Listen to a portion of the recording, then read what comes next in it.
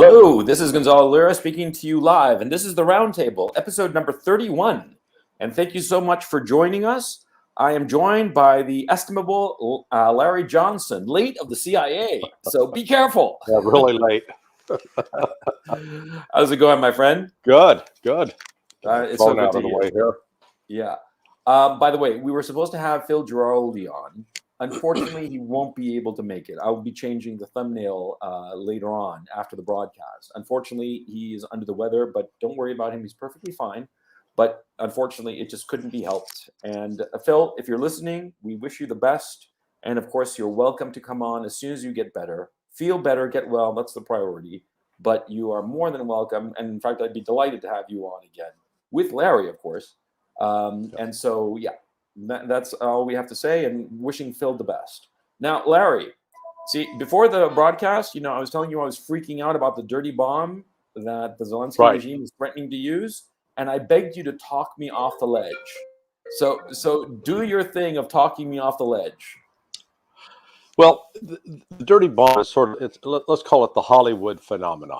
It appears a lot more deadly and more lethal in the movies. The reality is it's nuclear material that's attached to a conventional explosive, and it can provide some limited contamination. But it's not gonna level a city.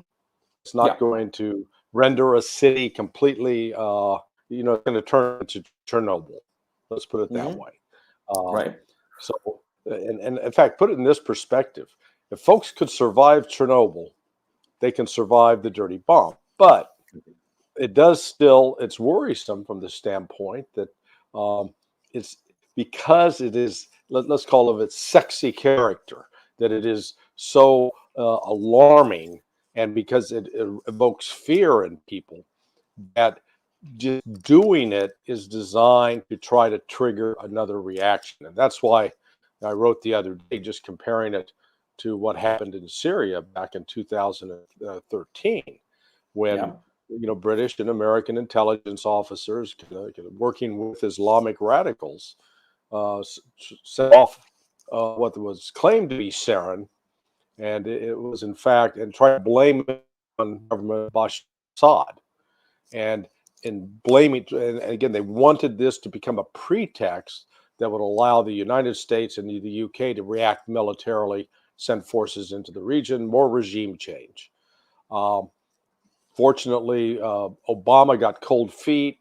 U.S. military pushed back and said, no, we're not going to do that. And then the intelligence later came out that it was absolutely not the government of Syria. And I had, way back then, I had actually a front. I was working inside a secure facility, Fort Bragg, had complete access to secret material.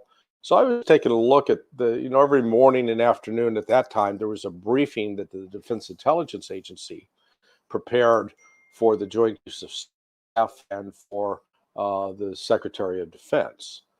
And so I thought, hey, boy, surely the intelligence community picked up on this. So I looked, like the day before, nothing. 2 days before, nothing. There was no prior reporting on it. Now, that's important because the United States, along with Israel, were monitoring the chemical weapons capability of the Syrian army. And the Syrian army used what they call binary weapons. And binary weapons are where you take two, let's call them inert elements, you mix them together, and all of a sudden they become deadly, lethal, and they have a shelf life of about 36 hours. Well, you would see that activity through a variety of intelligence collection methods. Okay, None of that was going on. Okay, I'm going to have to interrupt you for a technical reason. Apparently, you're going robotic. So could you do me a favor? Could you refresh the page? You'll drop out and just refresh the page, and you'll pop back up on my screen, and I'll bring you back on because you're doing the chat. Sorry about that, chat. One of those technical snafus. Anyway, now that we are alone, yes, I've been trying to make myself as sexy as possible for you guys, as I said in my previous comment in chat, because, you want to have a sexy host, right? or do you want me to be like ugly, like I don't know, Rosie O'Donnell? Hi, Larry. How's it going? I was Is that any vamping with. better? Why don't you give a count to 5, please? 1, 2, 3, 4, 5. Yes, outstanding. Okay. Chat, give me a +1 if Larry sounds a lot better. I'm sorry. So I interrupted you. You were Yeah. saying? Well, so just looking at what would have been the normal indicators that the Syrian government was in fact preparing a chemical weapons attack, they weren't there. And then, uh, and it was interesting at the time. The head of the Defense Intelligence Agency was Michael Flynn, and I give Flynn a lot of credit because there were enormous um, propaganda efforts being made to portray this the same sort of nonsense you hear about Putin today. It was Yeah. being said about Bashar Assad back then. Oh, Yeah. he's going to be gone any day. He's got cancer. He's hanging on by a thread. It was all Western lies. So jump back to where we are today. Yeah. Russians have seen this playbook before, and Yeah. they got out in front of it. Because the way you get out in front of it is you call it and say, okay, we know what you're doing, and we're not going to let it happen. Because if it does happen, there are going to be serious consequences. And, everybody's caught with their hand in the cookie jar and are acting outraged. Oh, I'm not trying to steal this, and You're they are. stealing it. Yeah. So this is, I think it's one of those watershed moments in this whole event where they're calling out the West because the West has been involved with a series of terrorist sabotage, and you got to ask yourself, why are they doing that? Well, they're doing it because they're weak. These are not the actions of strength. If they were actually just wiping the floor with Russians and on their way to cruise Moscow, they wouldn't be doing this nonsense because they're winning. Yeah. And that's the thing to pay attention to. They're losing. They know they're losing, and in that desperation, they're looking to do some desperate, stupid things. Yeah, that's my fear. That these people, and their hysteria and their fear and the panic at everything going south. I mean, everything that they implemented on February 25th and thereafter has just gone ass backward. The blowback, as you guys who train with firearms always say, total blowback, and in the intelligence community, everything has gone wrong. Everything that they wanted to inflict on Russia is happening to the West, to Europe and the Americas, and the Americans rather. And go ahead. Well, no, I just said I have again firsthand experience. I watched when the overthrow of Noriega was being masterminded, Oh and God. it was my branch, Central America. I was in the Central America branch of the Middle Caribbean Division in the Office of Africa Latin American Affairs. So the analyst was actually he was read into all of what the direct operations was doing, and because they were trying to coordinate what was being published from intelligence analysis with what was happening on the ground. Hang on a second, Go Larry. ahead. I hate to do this. I hate to interrupt you again because I'm very interested in what you have to say. But unfortunately, Chad is telling me that you're going robotic again. So perhaps So the best thing I'll to just do. cut the camera. How about if I cut Yeah, the camera? yeah, right there in the button. Just stop camera, and then we'll be Stop set. that. Yeah, it'll take a few seconds for the audio to straighten out, but hopefully this will be better because ultimately, I mean, you guys, I know that you chat want to see the sexy me. Larry can't compete. Larry, I was talking to chat Yeah. while you were away there briefly that they all come to see the sexy Gonzalo. Yeah. Not the Who wants ugly to look at duckling Larry. who I wants to mean, look at the old guy? well, no, it's brains before beauty. You're the Yeah. brains, I'm the beauty. That's how it works here.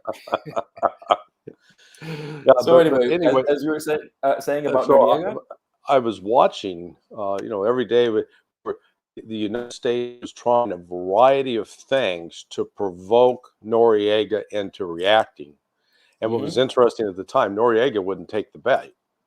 Yeah, and Noriega is just another example of when he was useful to the United States. He was our great friend, our big buddy. We looked the other way with his drug trafficking and other stuff. But when we get tired of it, then we turn around and, turned on him. And, what I really fear for the United States is all of this karma coming due, because we got a lot of bad karma on that front of having, to tell people, hey, we got your back. And then the next thing you know, yeah, we got their back. We're stabbing them in the middle of it. Yeah. I think that's what's in store for Ukraine as well. Yeah, I mean, my thinking has been for a while that Zelensky's, sell-by date, I think it's come and gone. I think that his usefulness has evaporated because you correct me if I'm wrong. With Zelensky in power, there's no real way for a reverse gear for the West. They can't back out of this thing.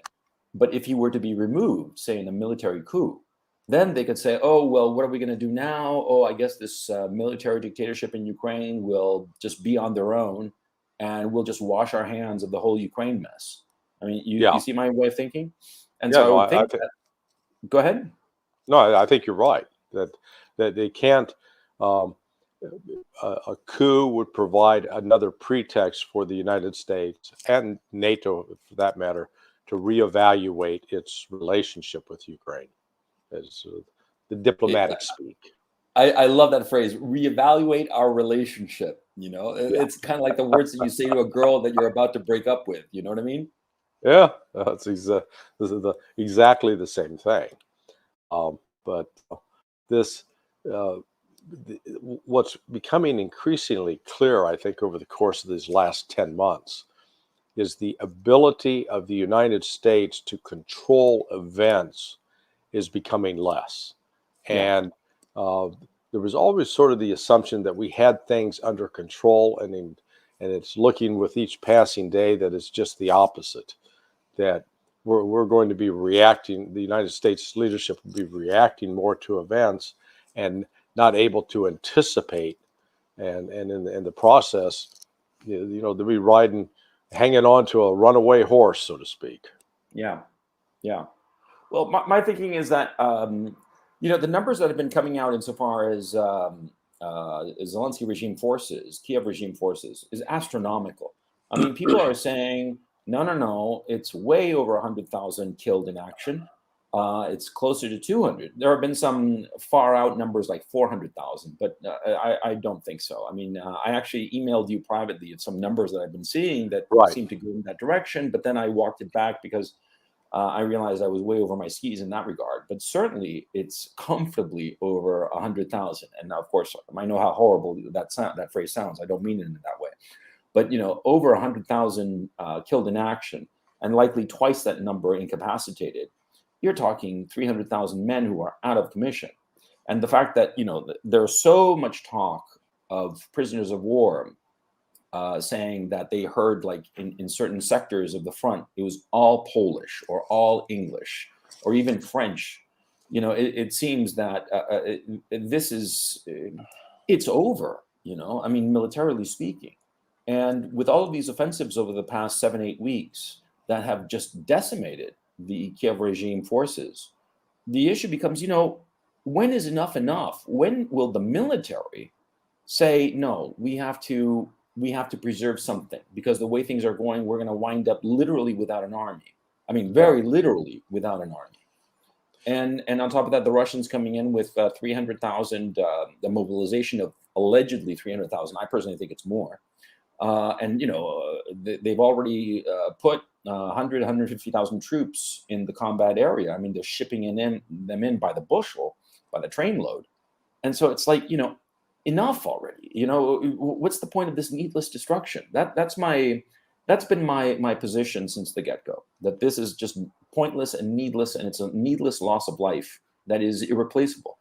And that's why I hate the Kiev regime. I got to tell you that right now, and I don't care, because they're throwing away lives of the flower of Ukraine for nothing, except maybe an occasional headline here and there, which I find just despicable. Sorry for my rant, man. Yeah, no, I understood. Let me find the right sports analogy. This is Ukraine is in the position trying to play soccer with 4 players on the field, or playing baseball with only 6 of the positions Phil. Mm. Um, Yeah. and what I mean by that is they've got ground forces, but their ability, they don't have a lot of tanks. They certainly don't have enough armored vehicles, personnel carriers. So they're resorting to using, Uncle Bob's truck Yeah. or van.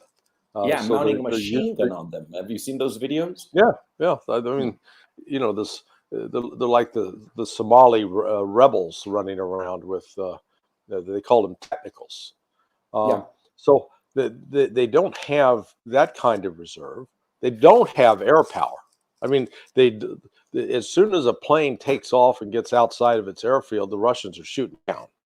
They have no fixed wing combat aircraft that can provide any kind of sustained close air support. And close air support means the plane can fly over, hit the enemy side with either strafing rounds or with bombs. There's something to disrupt defense force that is opposing your guys. They don't have that. The helicopters are even more rare, for getting shot down. So and all of that comes into play in terms of being able to maintain a logistics supply to the front. So I'm just, I look at this and wonder, how can they sustain any kind of advance? Because it's basically it's relying entirely on individuals without the other accoutrement that the Russians have, and the Russians have, you know, they have the full complement. They have the combat fixed wing aircraft. They have the helicopters. Uh, they have more artillery. They have more of the multiple launch rocket systems. So, they take it all together. I just don't see how Ukraine stays in the fight. And it looks like we lost. Uh, is that, I'm checking the chat. Is that what everybody else is saying? Gonzalo has gone missing. There we are. Okay. Well, I will try to keep carrying on here. The As the winter now progresses, and as the ground freezes, um, it is going to make it more easy for the Russian forces to maneuver. And I think that's what they're waiting for, to be able to both get the reinforcements in place on the line, and then have the ground in a condition that they can reinforce it and then move effectively. Um, this I've been struck by we've got the constant warning that the offensive against Kherson is going to take place any minute. And I know, in fact, 2 weeks ago, I had an acquaintance, I'll call him. He's very much tied into the neocons, and he was telling me on a Friday, he says, "You just wait till Tuesday. You're going to see," because he was fully anticipating, 5 days later, a major offensive, a major attack by Ukraine. Hey, how's You're it going? back. Yeah, thank goodness that you kept on going, because what Yeah. happens is that when my internet dropped out, sorry about that, chat. And what happens is that when the internet drops out, the program still keeps going until the last guest leaves. And I was hoping that you wouldn't leave, because I'm very interested in the audience hearing what you were saying, and what you had to say. And so obviously you were continuing. Thank goodness. I'm sorry. What were you saying? And sorry about the interruption. It obviously couldn't be I helped. was recounting the recent anecdote of a friend, an acquaintance, really, not so much a friend, who's tied in with the neocons. And Yeah. this was over 2 weeks ago. He was Okay. saying, it was on a Friday. He said, "You just watch, boy, on Tuesday, man. Those Ukrainians they're gonna really wipe up the world. They're expecting a major offensive, and Tuesday came and went, nothing happened." So there is this delusion on the part of the West about what's going on the ground in Ukraine, where they apply a standard to the Ukrainians that is, they're like superheroes. They can do Yeah. anything. They can conquer any mountain. Well, they But believe their own the reality, propaganda. yeah. It's as simple as But that. the reality is just the other components that are supposed to be there. I just did a piece last night at my blog at Sonar 21 Hmm. about HIMARS. Remember this early on, the U.S. is introducing the HIMARS. It's going to be a game changer, It's always a and game changer, but it's always the and same damn game with the same positions, in with the fact, losing position. I got an email this morning from a buddy of mine. He's a retired Navy SEAL commander. He Hmm. actually commanded the Hercules barge, which was a floating platform in the Persian Gulf back in the 1980s when the Iranians were laying mines. And he wrote, he said, the term game changing is overused and out of war fighting context. War is not a game. At least I feel sorry for the bastards who have to fight it. The term should be used as divisive, meaning something that significantly sets you apart from your enemy. So Hmm. when you look at the HIMARS, it was supposed to be this game changer. It was going to put the Ukrainians in the driver's seat. Well, Oh yeah. what's happened? Uh, it's just the opposite. Uh, they are firing. I went back and counted for September. The what the Russian Ministry of Defense reported is HIMARS that were shot down. There Hmm. were at least 500. The total number 623, but some of those may have included another multiple launch rocket system Hmm. of Russian or Ukrainian origin. But anyway, that they're shooting down close, let's say 500. Each Hmm. one of those missiles, the rockets fired by that HIMARS, costs $100,000. Oh shit. Do the math. Yeah. We're talking between 50 and 60 million dollars shot with no effect.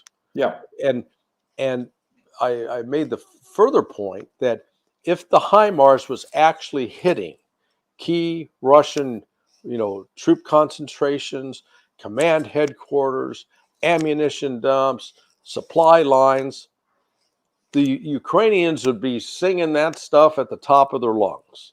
I mean, Exactly. you'd be hearing about it around the clock. Yep. They're not. Yep.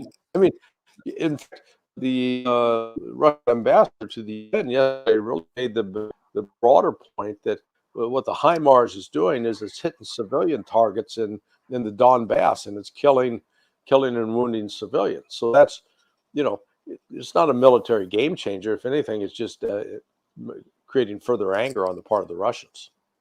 Yeah, like for instance, with the evacuation of Kherson, that the Russians told the civilians to get out of the city. And as I understand it, there was a recent incident where a HIMARS rocket struck that convoy of civilians, and it was known to be civilians. And so that was a deliberate strike on civilians with a HIMARS that killed several people. I saw the video of it. It was pretty horrifying, actually. And it was video taken by independent journalists. So it was like the real deal. And the thing that was that kind of like stood out to me was two things. Number one, the fact that they would target civilians, knowing that they were evacuating civilians, and the targeting of the HIMARS is done by the Americans, not by the Zelensky regime. The Zelensky regime gives a list of targets, but not the actual coordinates, and so the American operators obviously know what they're hitting. So that's a war crime committed by American Yeah. operators of that gear. Number one. And number two, the other data point that emerged was that apparently it hadn't been one missile that had been fired. It had been something like over 24, and only one hit. And the others were all intercepted by Russian air defenses. And so Yeah. it tells me, oh my God, this wonder weapon is just garbage, or at least, comparatively to what the Russians can do. It's just either either the Russians have wonder weapons, or this HIMARS is just a POS. And so that seems to me the conclusion. Because I mean, there's another thing too. Larry, correct me if I'm wrong. The HIMARS are kind of like the top end gear of the Americans insofar as multiple rocket launch systems, isn't it? Well, it was actually sort of a lighter. It's not the top of the system. Hmm. I understand that these fire, they have six, they come in packages, 6 missiles, Hmm. or 6 rockets. They'll fire in, one after the other. Um, Hmm. Lockheed. Here's the other thing. I guess it was sort of surprising to me. Lockheed Martin is only able to build between 24 and 96 of these in 1 year. So, if they get blown up or broken down, a breakdown, because it's basically a truck. It's mechanical, and it can just through normal wear and tear stop working. Uh, you can't just immediately go out and pick up a new one. These are uh, again. This shows what we've gone to is a luxury defense industry. Um, it, in World War II, it was basically producing Volkswagens. It was producing a lot of Jeeps, things that could be built quickly and get out Yeah. the door in a day or two, maybe a week tops. I mean, for heaven's sakes, in the United States, they were building complete ships, Yeah. aircraft carriers in a month or two. Yeah. Unheard of. Yeah. Now it takes 2 to 3 years, and the same thing with these HIMARS, which are that when you think about it, just buying that truck, the truck with the launcher system is 20. I've seen two different figures. I mean, 22 million. That was what one of the NATO partners spent on each one. They bought 56 of them. They paid $1.25 billion. So just do the math. Jesus. Out of Jesus. and they got 56 of these launchers. Now, and that included they got some of the guided missile rockets to come along. Well, Hmm. that's when you're paying between 22 and 55 million dollars a pop, and yet you're going to put that on in a combat environment where it very easily could be destroyed, and then you can't turn around and rebuild one within the next week or two. Instead, it's going to take you 3 or 4 months. It At just best. it doesn't make sense. It just Yeah. doesn't make sense from a strategic standpoint. Yeah. I mean, like the yeah, you're exactly right. It's a luxury defense force. They decided to build Rolls Royces instead of Yeah, VW Bugs. Yeah, I remember. Remember those Time Life books of World War II that you'd get like every other month. These right. beautiful, beautiful books, right? I mean, they really were lovely with all these wonderful photographs and so forth. And I remember one that struck me of the Liberty ships being built. Those Liberty transport ships, Correct. and they had an endless a column of them being built. One next to the other, and everybody. I mean, they look like ants working on them. Of course, it was a still photograph, but you get the idea. It was like extraordinary how they were just mass producing these barges. Um, and yeah, they were saying that they could turn it around in like 10 days or something like that, from laying down the keel to like being launched and ready to go. 10 days. That's what I recall. I could be wrong. It's not relevant. What's important is that kind of mass manufacture of weaponry, that's what the Russians did. That's basically what the Russians did, of just good enough, basic, does the job, ship it out. And so yeah, as I understand it, their production capacity for their various missiles is outpacing their use of the missiles. And so basically they have a situation where they can continue this kind of these attacks indefinitely, not for the recent offensive with missiles, but I'm talking about the entire length of the war so far. Yeah. But they're not going to be lacking for ammunition or artillery or whatever the hell. And so yeah, but to go back to the I posted 2 videos yesterday on my Gonzalo Lira Again channel. Guys, if you haven't subscribed to that channel that I'm doing just for my solo videos, just go to the homepage of this channel, and it's right there on top. You'll see it right away. And I posted these 2 videos because I got really freaked out when Shoigu called those 4 ministers of defense. He called the Turkish minister of defense, the French, the British, and the American, Lloyd Austin, right? Right. And Ben Wallace, who's the Minister of Defense of the United Kingdom, he flew to Washington for a face-to-face meeting with Lloyd Austin, which is highly unusual. And I was, and this all took place over the weekend, and I was thinking to myself, uh, uh, this is thanks, Zariel.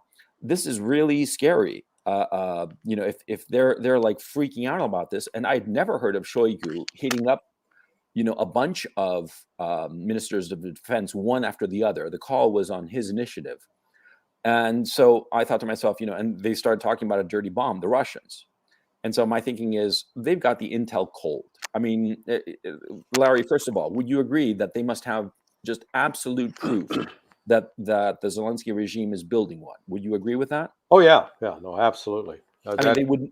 My thinking was, and I want you to correct me if I'm wrong. My thinking was that Shoigu would never call them up unless he was absolutely 100%. I mean, more than 100%. You know what I mean? Right. Would you agree with that? Yeah. Yeah. Okay.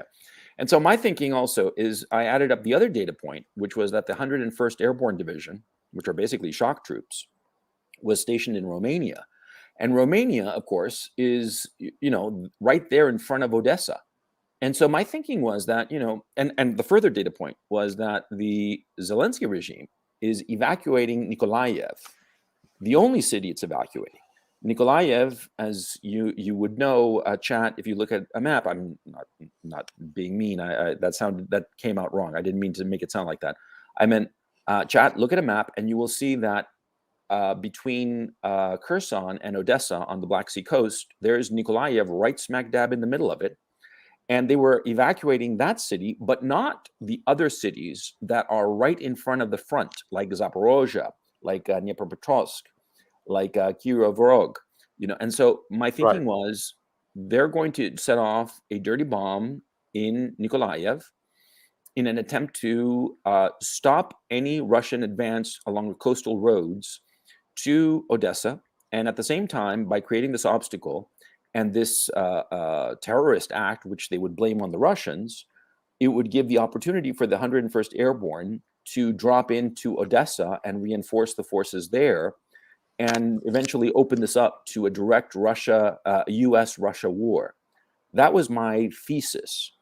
Do you agree with it? Where do you think are the weak points of this argument? Where do you think I'm wrong, and where do you think I'm right? I'm very curious about your opinion on this. Yeah, well, let's first recognize that deployment of the 101st didn't take. It occurred in June. They arrived in Romania in June, and they replaced the 82nd Airborne. So this was not beefing up U.S. presence in Europe, even though that's how the CBS News report presented it. Okay, that I didn't know. Yeah, okay. So that's the first thing that if once you put that piece of information together. Then my argument starts to collapse. I see your point. Then the second element is that these are, what used to be the 101st Airborne in terms of paratroopers who would jump out of airplanes. They've gotten away from that. They call them Brigade Combat Teams, BCTs.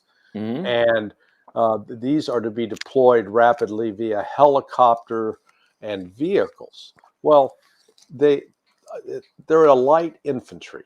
They are not a heavy infantry. And the role of light infantry in any kind of conventional war is basically to be a speed bump to slow up the advancing force, because they do not have the type of crew-served weapons that will allow them to stand, fight, and put in place a defense, notwithstanding the lore of the 101st and Bastogne, where they, held off German panzers for a couple of weeks. But this current unit is not, they're there as sort of, to show the force, to provide a visible presence, but they're not really actually capable of doing much. I mean, I think they have 1 or 2 HIMARS assigned to the unit. They may have, the 3 or 4 M777 howitzers. But, you've got to then look at the ammunition required to sustain those in a combat environment. I mean, Russia is literally shooting thousands of shells. Well, those shells have to come from somewhere. I don't know if you've ever picked up ammunition case with just simple 9mm ammunition in it. It's heavy. So Mhm. you get into the situation that you might be able to fire a lot of rounds in a 6-hour period, and then what do you do? So I don't see the United States uh, pushing someone like the 101st in, because there's simply no logistics tail to support them, and Okay. that's the critical thing. The other thing to keep an eye on is, again, use the benchmark of what happened in 2003, the preparation to invade Iraq, or go back to 1990, the first invasion into Kuwait and southern Iraq. It took the United States at a minimum 3 to 4 months to gather up troops and start moving them in that direction, to position them, and then along with actually having the troops in place, having the logistics, the food, the water, the Mhm. ammunition, the medical, everything that you would need in order to support a force like that. So if we start seeing that, then I'd be concerned. But here's the problem: Germany doesn't have an army that size at all. Mhm. They nor does the UK. I mean, these guys are really like kids locked in their basement playing, Dungeons and Dragons and such, and they've got imaginary armies. Mhm. So okay. Because at the start of this conversation, I was asking you to talk me off the ledge, because to tell you the truth, I mean the events freaked me out. Yeah, But you're basically saying, calm down, Lyra. It's not that bad. right. It's a lot more show than actual muscle, if you will. Correct. So that's what you're saying. Okay. Yeah, yeah. Yeah. Because It is the West talks a good game, but has a very limited capability. And I think Shoigu's calls uh, were not out of fear. He was putting them on notice. You're like, hey guys, I know what you're doing, and you can deny it, and you can pretend that you don't know what I'm talking about, but we know what's going on, and we're going to take appropriate action hmm if you do it. hmm Um, and I think I was struck to hear, I think it was Alexander Mikuras who had reported that the reason Ben Wallace went to Washington to meet with Milley and Austin hmm was that the communication system had been no longer secure. Yeah, somebody in chat was mentioning that. I had heard that as well, from Alexander, as a matter of fact. What do you Yeah. think of that? Well, these communication systems, they're made by men and women. They can be, if somebody can make it, somebody can come up with a counter to penetrate it. I mean, that's just this. There are no static technological systems. It's a very dynamic environment. So somehow or other, it looks like the Russians penetrated it and got, which and may in fact the penetration may have involved communications with the Ukrainians about the plot to carry out the dirty bomb. And Yeah, because that was and the that other thing in my thesis, was that this dirty bomb did not come. The idea of it, I mean, they'd been, talking about it randomly for a while, but the idea of actually implementing it, the go ahead, must have come from the West, probably from the Brits, because the Brits come up with all kinds of crazy ass notions like this. Yeah, the Brits have really been a malevolent force in world politics, and it just go back to what happened in Syria, what happened in Libya. Yep. So, in fact, just I mean, this goes back a little bit to the whole Benghazi experience, but as I was part of doing some investigating back then, and we came across, just to sheer luck, a buddy of mine. He used to run. He was the admin chief at the CIA for all the non-official cover officers. So hmm anybody who would be out working for the CIA but not having any acknowledged relationship for the CIA would, this guy would manage that. And he was now working as a financial advisor out in California after he retired, of all things. And his wife came to him one day and said, "Hey, I got this friend, and her husband, he's involved with something top secret, and he's got some tax issues. Could you meet with him?" And so my buddy said, "Okay, yeah, bring him in." So this guy shows up. He had been part of the 75th Ranger Regiment. Now, 75th Ranger Regiments are considered one of the top tiers in the special operations community. They're usually sort of the advanced force. If Delta Force is going to deploy to and go through an airfield, they send the 75th Rangers out to seize the airfield. Mm-hmm. So anyway, this guy comes in and he starts talking to my friend and says, "Yeah, you know, I'm a non." He tells him, "I'm a non-official cover officer for the CIA." So here he's telling this to the guy who was the admin chief for the non-official cover officers. And so my buddy goes, "Really? Tell me about it." Well, it turned out this guy had been recruited by Brits, and he had been Ah. taken to a British training facility, which was where this Special Air Service, SAS, trains. Mm-hmm. Right. And he was convinced he was a non-official cover officer for the Americans. In fact, the Brits were using him. And what did they use him for? They sent him to Libya. His job was to go out and find surface-to-air missiles, buy them up, and then they were being turned over to his CIA contact. Jesus. No, true story, dude. True story. Oh man, no, but like the Brits, yeah, they seem to be very malevolent.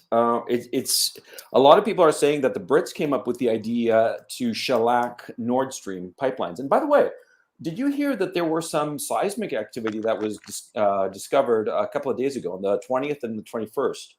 The Finns and also now the Russians confirmed that there was like seismic activity around the Nord Stream pipelines. Maybe they blew it up again, blew it up some more. You've been hearing about that? No, I didn't hear that, but Mm. it wouldn't surprise me. They're just, well, the gig is up when both the Germans and the Swedes say they know who did it, but they can't talk about it. It's a national security matter. Yeah, that, obviously, number one, it's not the Russians. I Yeah. mean, that's the first thing.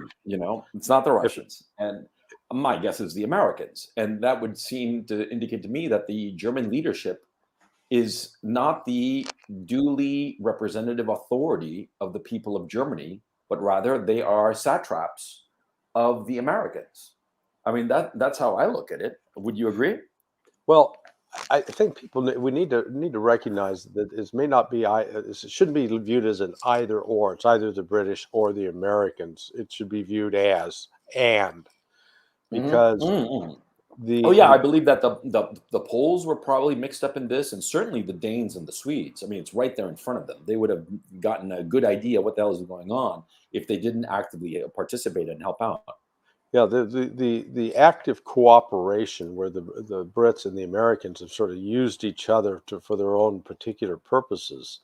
An example was the spying that was done on Donald Trump as he emerged as the most likely candidate for the Republican Party. The CIA and the National Security Agency are prohibited from spying on Americans. They're not supposed to do it, and they can create some real legal issues. So how do you get around that? Well, it's not illegal for the Brits to spy on Americans because we're foreigners within British law. And what nobody notices is that the General Communication Headquarters at GCHQ over in Britain sits side by side with National Security Agency analysts. So it's real easy for the Brits to collect and then pass that information to the Americans. I mean, they're literally Yeah, sitting in the same room. yeah, So and that the communications back and forth can go through an intermediary. Like in that case, it was Gina Haspel, who was the chief of station in London for the CIA. So jump ahead to now. Again, the coordination back and forth between the United States, the United Kingdom, and other countries like Poland. Um, I'm pretty sure Germany was not brought into the picture. Uh, they got surprised because it was, they were going to force Germany to go cold turkey by disrupting the Nord Stream pipelines. Jesus Christ. I mean, by the way, can I ask you, as a former CIA officer, and you see the abuses of the CIA today, do you think that there's any way to reform these bureaucracies? These No, no, you don't. it has to be it has to be destroyed, burnt to the ground, and rebuilt. Well, I'm a firm believer that there needs to, it's important for every country to have their own intelligence agencies. That as long as the intelligence agencies are involved with the work of collecting, finding people who will give you information you're not supposed to have, and then analyzing that information. Where the CIA has gone off the rails is in the area of covert action and paramilitary activities, because it is inherently corrupting to the analytical system. Mhm. And I saw this firsthand with working the Contra Wars back in the 80s. Yeah. That once the Directorate of Operations is committed to carrying out activities like arming the Mujahideen or arming the Contras, then that becomes a policy priority. And anything that an analyst would write or say that would be undermining that program becomes an issue. And so there ends up being a lot of pushback. And what's happened over the last 10 years is there used to actually be a wall literally down the middle of the CIA building, all, the from second floor on up to the top floor, a wall that separated the analysts from the operators. And Mhm. then somewhere in the 70s, they there was a door. So they opened the door so that it was now no longer blocked off. And then eventually they got rid of it. Now they've got analysts and operators sitting in the same room working in what's called mission center. Well, it is those mission centers have the primary activity for counter narcotics or counter proliferation or whatever the issue, that the operation side of the house drives the analysts go along with it. And that's what's happening even right now with this Ukraine analysis. All of the CIA support to help Ukraine beat the Russians is now forcing any analysis to take a back seat. You imagine you're a CIA analyst, someone would pop up and say, let me explain to you why Russia's doing what it's doing. They don't want to hear that. They Mm. don't want to hear that Russia may actually have good reason to for carrying out this military operation, that it may have been provoked, as it was, by NATO Yeah. action by the United States. You can't get away, an analyst can't get away with saying that. So that's a long answer to say the whole thing has to be torn down. If you're going to do covert military operations like that, give that task to the military. Have them do that. Do not have a civilian intelligence organization do it. You know what? The thing, Larry, that confuses me, quite frankly, is that the United States, in and of itself, has so many problems of its own. And rather than going around the world messing with other people's stuff, why don't they dedicate? Why doesn't America, as a country, just dedicate itself to improving its own situation? Of going more isolationist, just pulling back. It seems that the ambition of the people in Washington is limitless insofar as the rest of the world is concerned, of putting everybody under the thumb of their control. And if they don't control you, they just destroy you. I mean, it's psychopathic if you think about it, because it's collectively psychopathic. There is no longer any notion that we have to have a strong nation before we deal with other nations. No, no, no. It's we're going to let ourselves be hollowed out, our economy just hollowed out, post-industrial nonsense, and we're going to keep on messing our way with other people who aren't really doing anything to us ultimately. I mean, really, on a strategic level, would it have mattered to NATO if Ukraine had turned wholeheartedly towards Russia, and it had been like a Russia-Ukraine bloc? It really wouldn't have affected the West, or do you disagree? No, no, that's well, I've always called it the United States is la suegra borracha, the Mm. drunken mother-in-law, and the mother-in-law that's always telling the son-in-law, "Hey, you stop drinking, hey, you stop doing this," and she ends up doing everything that she's telling the other person not to do. Uh, the the the control of the United States. Um, something has really changed fundamentally over the last 25 years. It's true that back in the 50s and then into the 60s, it was a much, let's call it a much simpler uh, catering to whether it's United Brands, the fruit company down in Central America, or the oil companies with respect to Iran. Um, Hmm.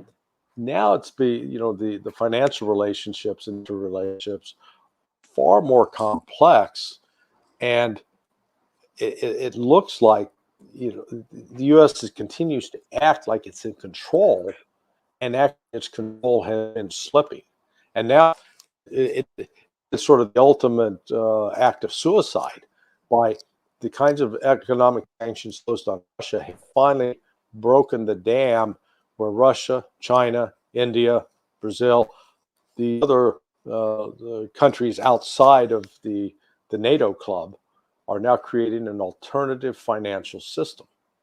And once you have that, the ability of the United States to be the one who writes all the checks and controls the money flow, that's history. And that then limits the ability of the United States to interfere. This, you know, who was it? I think it was Chalmers Johnson made the astute observation that you have a choice.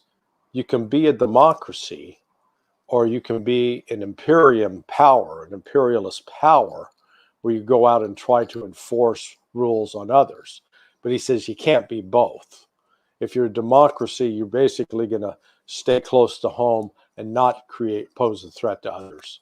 And the United States is dressed up in the costume of democracy, but we've conducted ourselves much like the Roman Empire, and with really a disregard for the what happens to these other countries. Yeah, hang on. I'm answering the chat, but you're right. That's a very good point. Of that, you can't be a democracy and an empire. It's one or the other. Right. The problem is that it doesn't seem that we have much of a democracy anymore. And by the way, I'm extremely curious to see the results of these midterm elections, because I personally think that they're going to be crooked, incredibly crooked.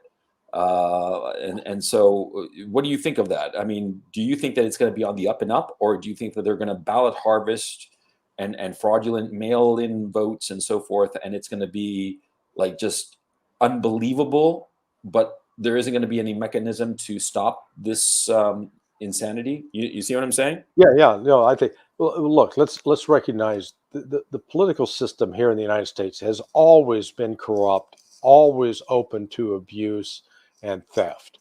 Just ask John F. Kennedy and Richard Nixon. Yeah. You know, Yeah, or Richard Daley. He's the man to yeah, talk to yeah. about that. Yeah. So that's gone on for a while. I think actually what's happened as a result of the 2020 fraud that took place is that several states have instituted now new controls, new systems to make it more difficult to cheat. So I think just the opposite's going to happen. That I think the red wave is going to come. Now, does that mean that there will be a fundamental change in U.S. policy? Um, you still got the Mitch McConnells and the Lindsey Grahams who are so keen on going to war in Ukraine. You've got Kevin McCarthy, who's supposedly going to be the new Speaker of the House, saying that we're going to have to take a good close look at how much money we're sending to Ukraine. When you step back, because this goes to a point you were making earlier, the United States has spent over $1 trillion over the last 20 years in fruitless, feckless wars in Iraq, in Afghanistan, and now Ukraine. I mean, we're literally we're upwards of $30 billion in 10 months in Ukraine, and Congress is talking about putting in another 50 billion in the pot. Now that's money that doesn't go to rebuild the crumbling infrastructure, which is all across America. Uh, whether we're talking airports or railroads or bridges, even the communication system is we have the internet's not as strong or robust as it should be. So the United States is sort of it's throwing all of this money into wasteful military adventures, and it's really only benefiting a few of the defense industry. The point I made earlier about the HIMARS. It may not be a game changer for Ukraine militarily, but by God, it is a game changer for those Lockheed Martin stockholders. Oh yeah. Yes. As a former shareholder, I can attest to that. Yes. And they get to make more money because now the HIMARS is in such demand, the price goes up. It's just, it really is a racket. Yeah, war is a racket, as Smedley Butler said famously. Right. Yeah. The other thing, though, that seems to be a real game changer are these flying Doritos, the flying lawnmowers that seem to have been basically Iranian designed, but modified by the Russians with their own GPS equivalent. No, Those seems to have been real game changers. Well, you're wrong about who designed it. Oh, who designed it? The United States. Remember back in 2000, I think it was 2011, the first one, and then the second one. The Iranians brought down a CIA drone. It was one of their most sophisticated drones. I think it's called a 179. And so they got that, and they reverse engineered the hell out of it. So when you put it side by side with the new with the Iranian geraniums, the shaheeds, I guess they're called shaheeds, you're going, they look related. So that's why I say the irony of it is I don't know if Iran had assistance from Russia with the electronic warfare means, but what they did have, it was this drone. The CIA was using this drone out on the border of Iran, flying it from Iraq, and the Iranians brought it down intact, then reverse engineered it, and they use some technology that they gleaned from that and making their own Shaheed. Now it has a different engine type.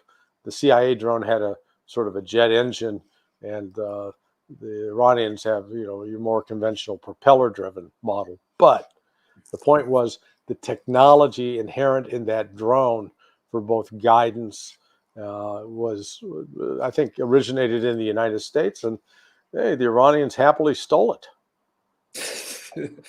Yeah, because as I understand it, also one of the big problems that air defense systems are having with these drones is that the heat signature, because it is a propeller engine and a very slow moving one at that, because of that, it has a very, very low heat signature. It looks at best like a flock of birds, and so they're not able to pin it down. And I found it just so hilarious that a drone knocked down one of the MiG-29s that the Zelensky regime had. I mean, well, thankfully the pilot seems to have survived, but it must be incredibly embarrassing to be the first man in history whose supersonic, super sophisticated, multiple $1 million jet was taken down by a, $10,000 flying Dorito. I mean, that is just, it's screamingly funny, I mean, it's the apt metaphor to actually describe what has become modern warfare, where really the NATO has gone on let's call it the Lamborghini strategy. Yeah. They want to have everything's like the Lamborghini. And, Lamborghini is a beautiful car, and it can go fast as long as you don't have any other cars around you. But it's not exactly what you'd want to use as a commuter vehicle in an urban environment, or over any kind of rough road. Yeah. It needs a very particular kind of road to be able to get You its need a full track, performance. basically. Well, You yeah. know. So this is what the United States has opted for in terms of its entire panoply of weapons. Mm. We're going for all the Lamborghini stuff, and it's because it's driven by politics. The the defense industry, the military industrial complex, hires the lobbyists. The lobbyists go up and give money to the members of Congress who are desperate for money, and then in the process, they may actually get a defense plant put into their district, which provides a few jobs. Therefore, they can justify spending it. And the more you spend on these things, the better it is for everybody around. Except the money is not being spent according to what is actually needed to secure, to have an effective weapon that can operate. So then you turn to these drones.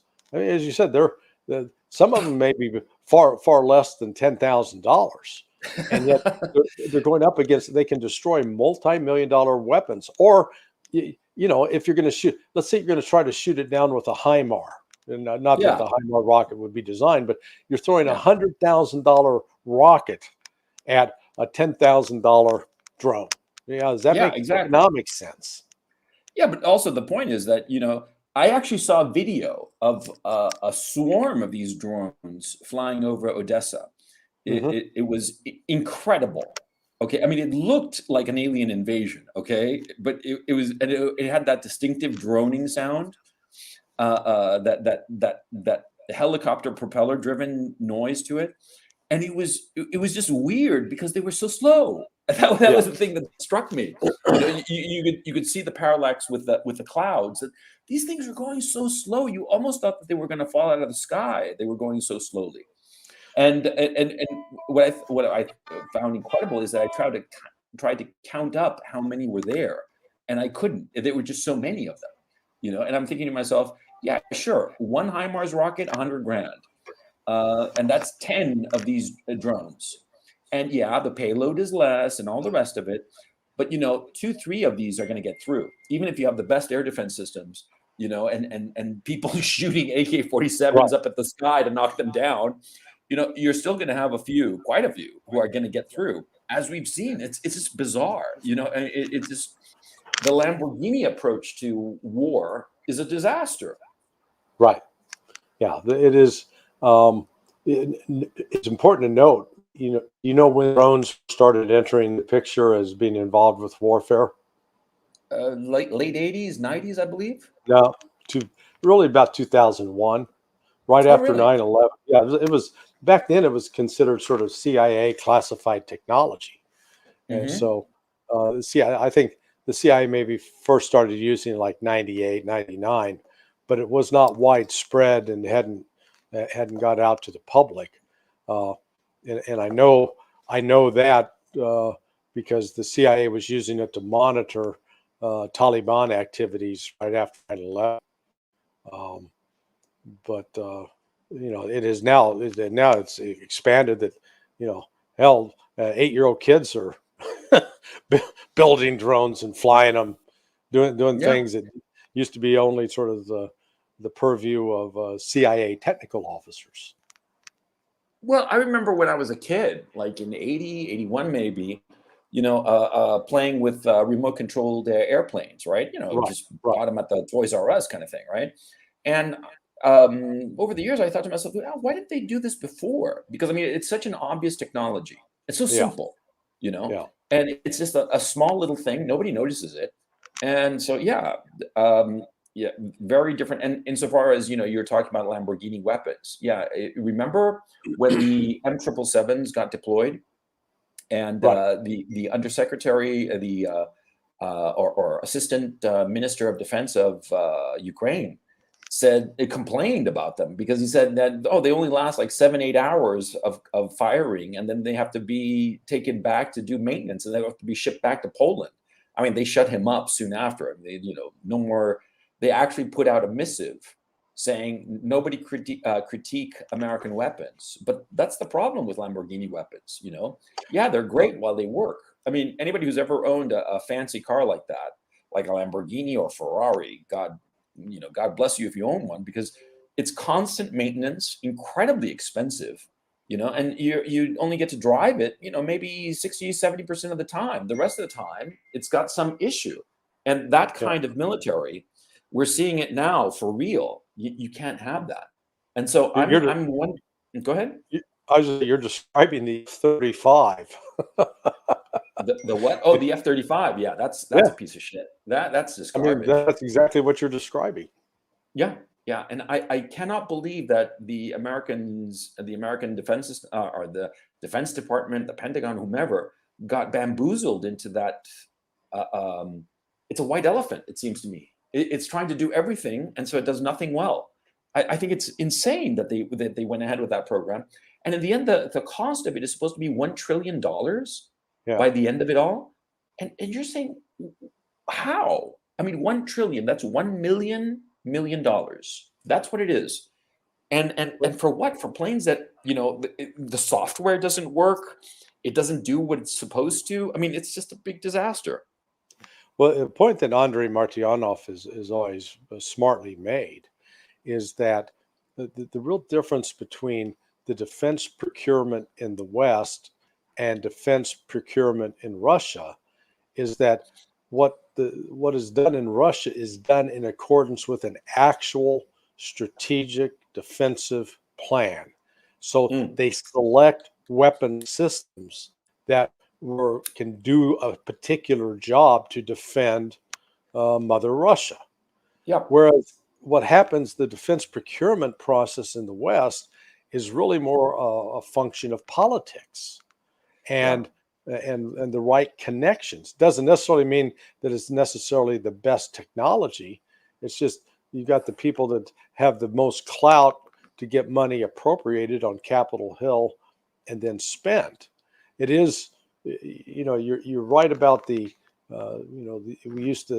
could fly model airplanes, but there was a limit to how far you could fly them because of the communications. That was always the drawback. You could not do remotely piloted vehicles until we had certain satellite systems and global internet systems, if you will, in place. And that was the game changer, so that the United States then started making drones like the Predator, which could be put up, could fly for 24 hours, wouldn't have to land and be refueled or have midair refueling. It could stay up overhead and provide constant images of what was going on. That was really sort of a game changer. And within that, it's pointing to sort of the future, because we've the popular. Have you seen the Top Gun movie, the latest version? No, I haven't seen it, but I know enough about it. Go ahead.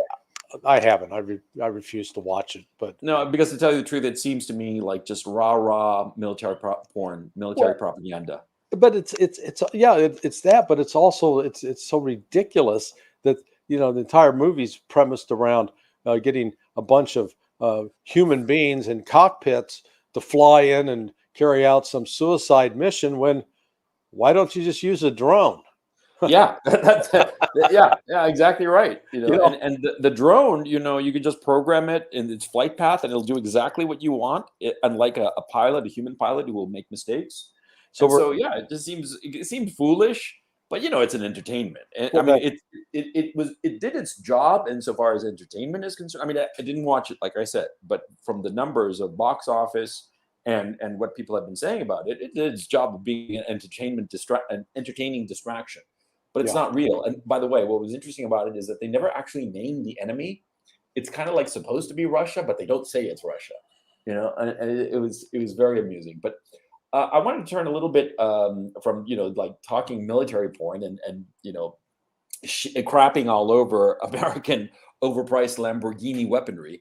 I wanted to talk to you about something else, about the situation in China. Did you see that clip of Yeah. the party congress where they removed Hu Jintao, I think his name is. Yeah. I can't recall, and please forgive me. Yeah. No, Um, that's right. yeah, Brian Berletic at New Atlas, you know him, right? Right. Yes. And he's a smart man, but he said no, there was just an elderly gentleman that they were removing because he was having an episode or something like that. I personally think that no, that yeah, probably he is, with problems, health problems, dementia, and what happens with a very elderly gentleman such as himself. But I think that that was a deliberate move, um, to show who's really got his hand on the frying pan handle. I mean, I think that it was a deliberate power play. Had it not been, they would have cut the feed, and not allowed that part to be recorded. And in fact, if he had been so pulled down because of health issues, incapacitated by health issues, they would have not had him there at all. They would have somehow said some very credible excuse. The fact that he was removed, it seems to me, in public, on camera, it seems that it was a power move by Xi Jinping. Because Brian Atlas does not think so, but I mean, and I respect Brian, of course, and I consider him a friend in this community, quote unquote. But I disagree with him on that. I think it was a deliberate power move. What do you think? Well, it sort of reminded me of watching Joe Biden perform. I remember they brought that because you look at him and he's sort of got a blank stare on his face. Yeah, Jim Tao. Um, so he was, and when uh, when the Chinese leader had to turn to him to remind him he needed to sit down yeah. because he was going to keep standing there until told, "Hey, you can sit down now." Um, I think there's. I think the way we can, it could, both you and Brian can be correct. I think that he was deliberate. They knew what his limitations were. They knew that this was a man of frail health and probably declining mental capability. And so that they knew that they could bring him out, and you have just a visible contrast between the current leader and the former leader. So, and the former leader's association with the United States was being perceived as pro-American. I think at helping him out. Now, they didn't drag him out. It'd be one thing, and he wasn't like grabbing hold of the chair and clutching at it and just kicking and screaming.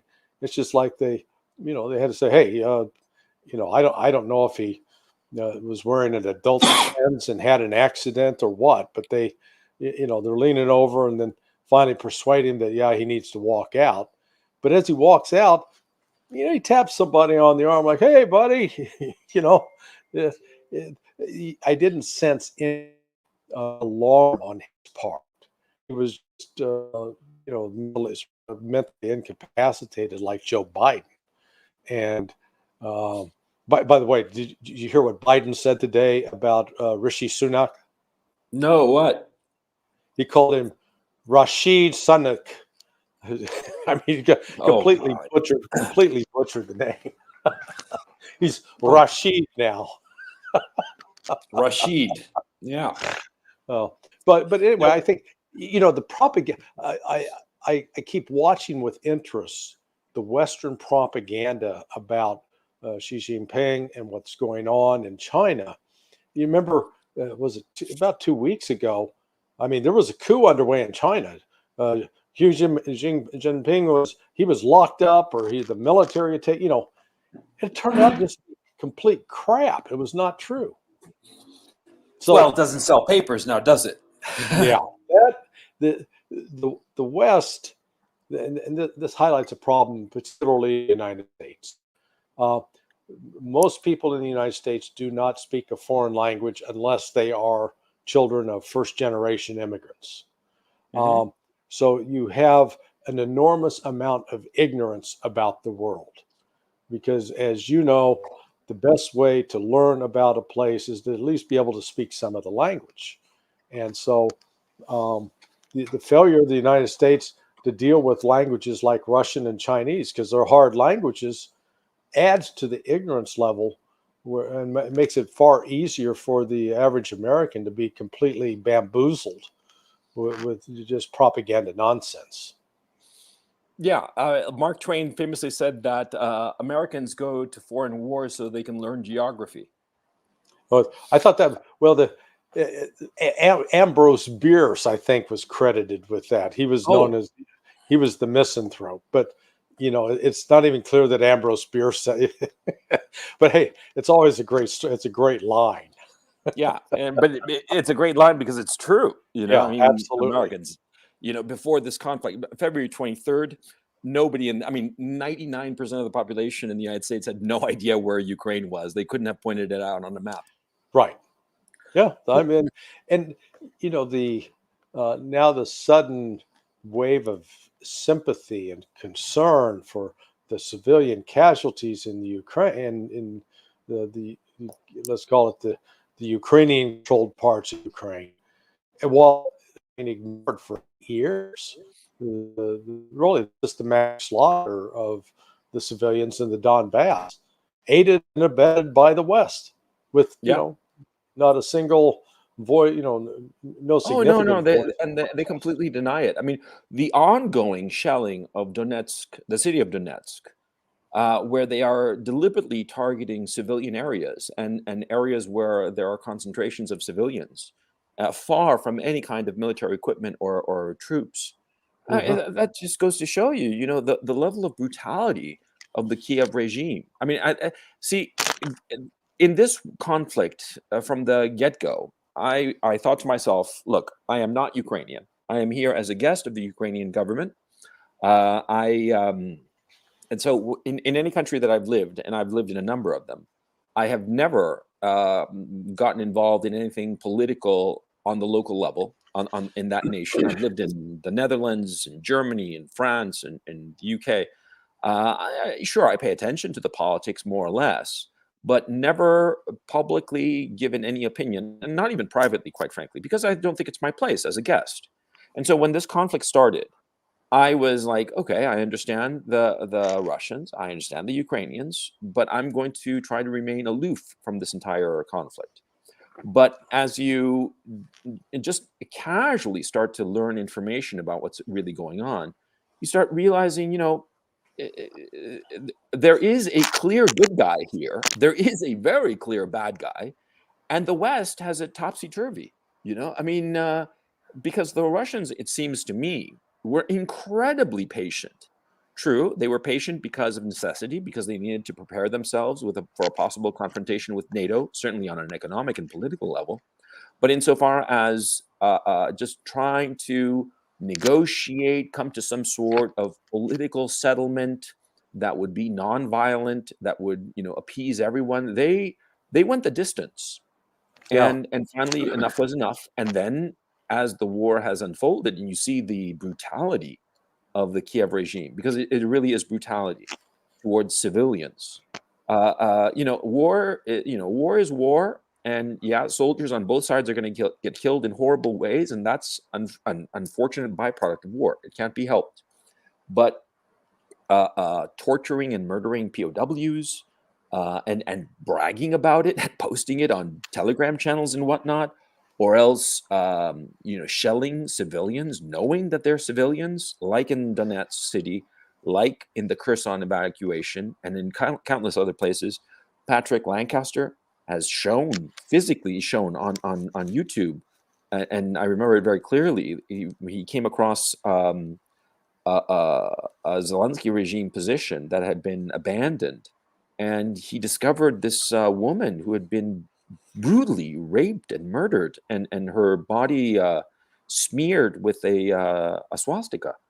And I thought that's brutality. That's just sickening. And so it just Yeah.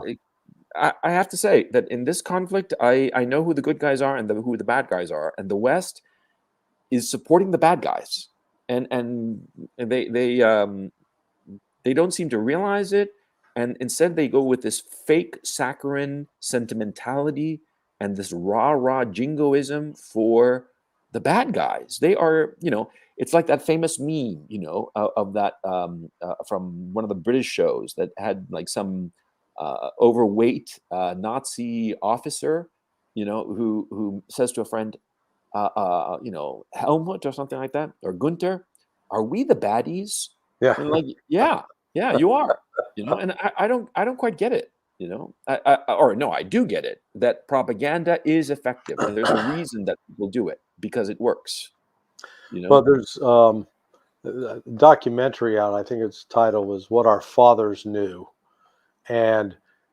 it features a British lawyer who's Jewish, who takes the son of Hans Frank and the son of von Wachter.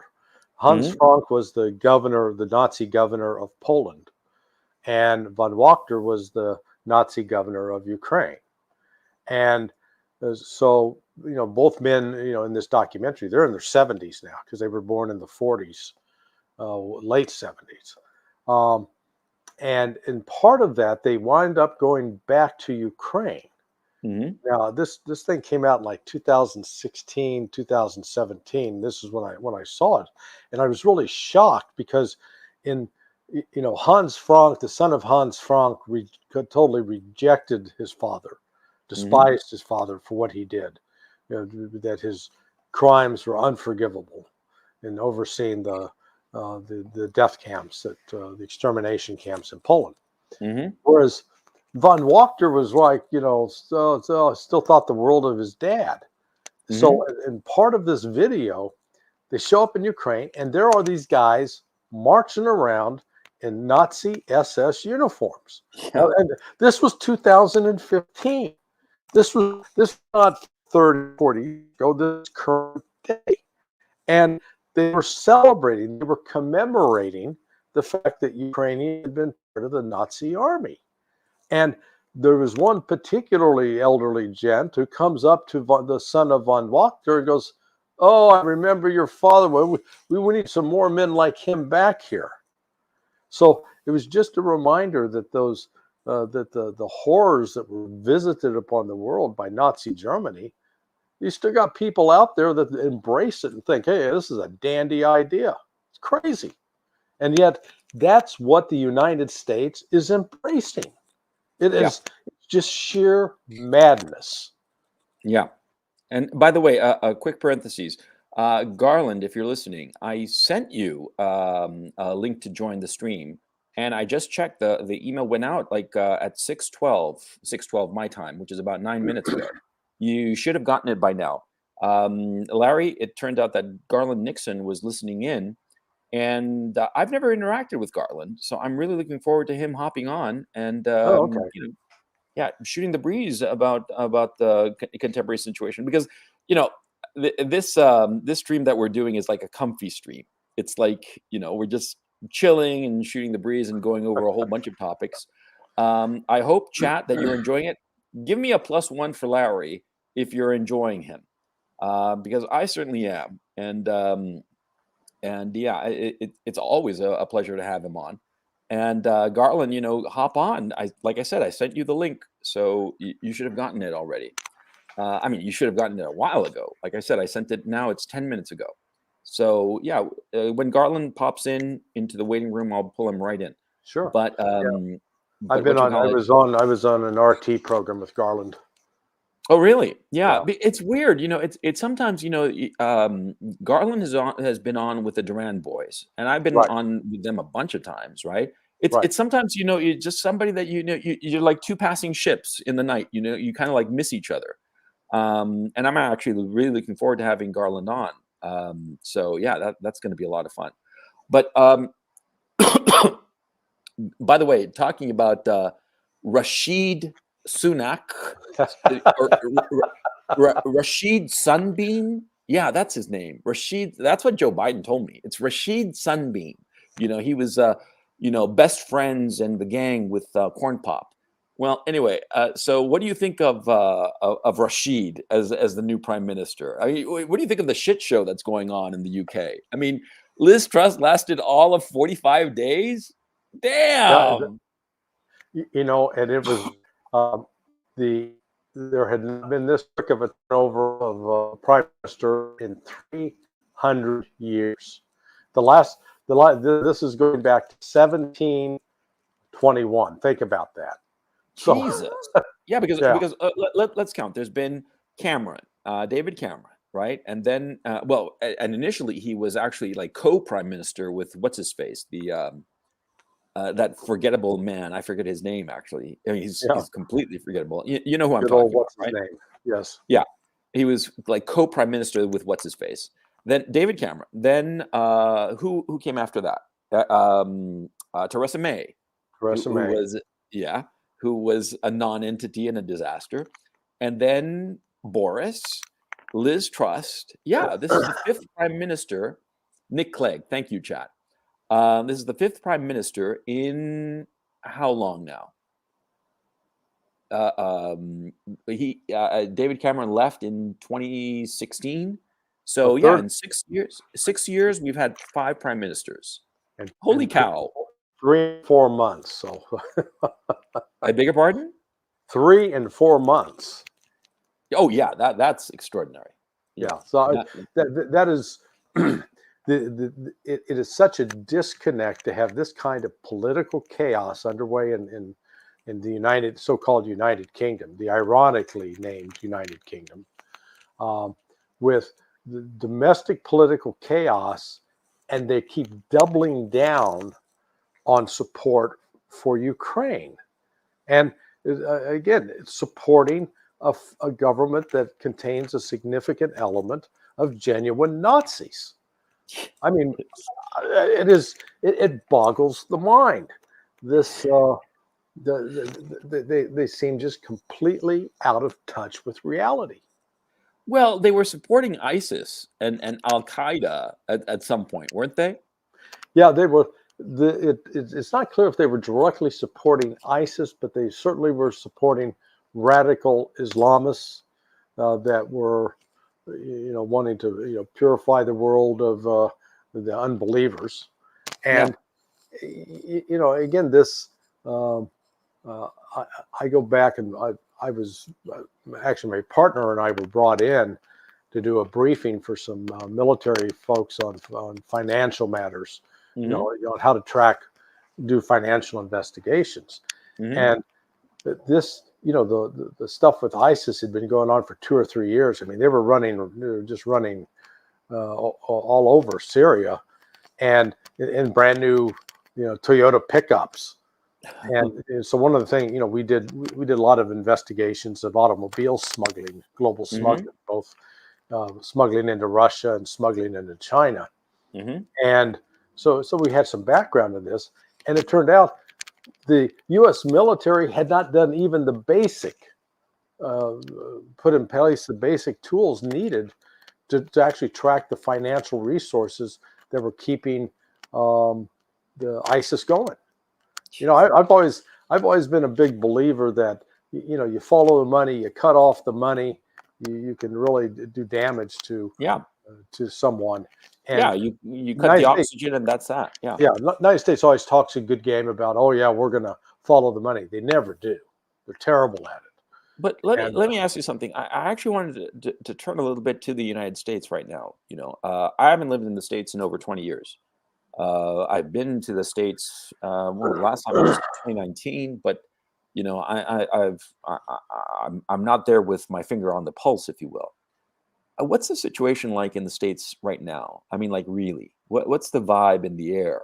I mean, I know that this is very subjective, but I'm very curious, and you're a perceptive guy, and so you would have a sense. What's the sense of the people in the States right now? But it depends on where you live. So the folks in the urban areas are freaking out.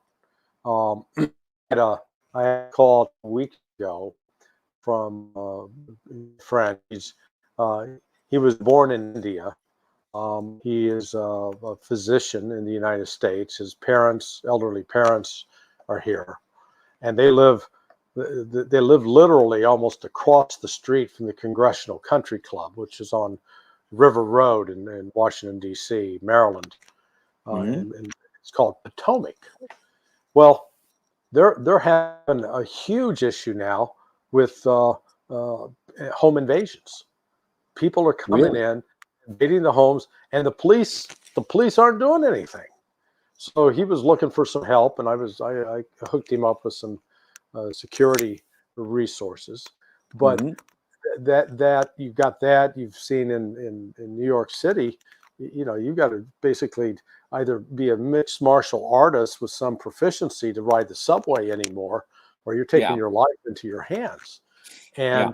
And you've got that going on with police resigning, so you've got less police presence, and in many of these places like Philadelphia, like New York, you know, you get a crime back out on the street with hardly, a little or not spending any time in jail.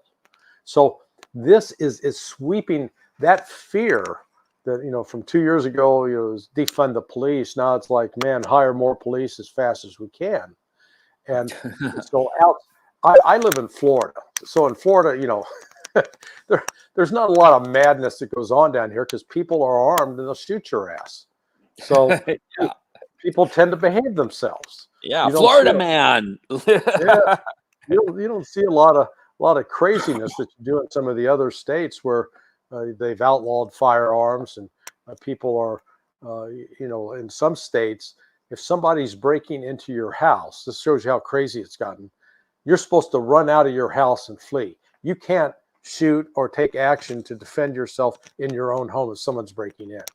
No, that's absurd. That's up in, I think, in New Jersey. Hmm. Well, with all the local police down in Florida, the county sheriff, they're always saying, "Hey, they're breaking in, shoot them, and make sure you shoot them enough so we don't have to spend any resources on an investigation." Yeah. I mean, honest, just north of me in it's called Polk County, they had some guy who had shot and killed a sheriff's deputy, and when they caught this guy, he got shot 67 times.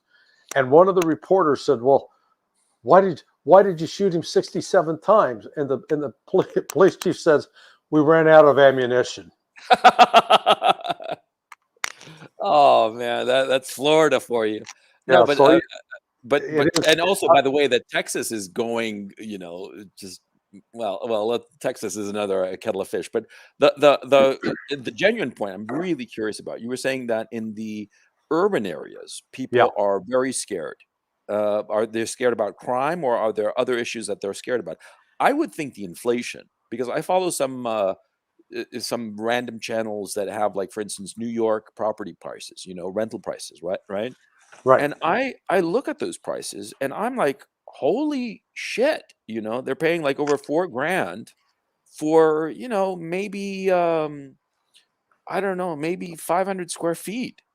And I'm like, I can't believe you're paying that kind of money for this garbage unit. I mean, the inflation seems astronomical. And the other thing that they seem to be saying, all of them, is that all of the offices are empty. They're like 90% vacancy. They're just, there are no people are just not going to the office anymore. Hmm. And so Manhattan is becoming just a playground of the uber wealthy or nothing. And it's just a disaster. I mean, like a return to the 70s kind of thing. And so I understand that the situation in New York City at least is bad, but what else do you feel insofar as the vibe of the country? I mean, does anybody have any Well, hope? Is the question I guess I'm asking. no, there's a lot of concern, because you got some weather issues too. The central part of the United States is getting savaged with the drought.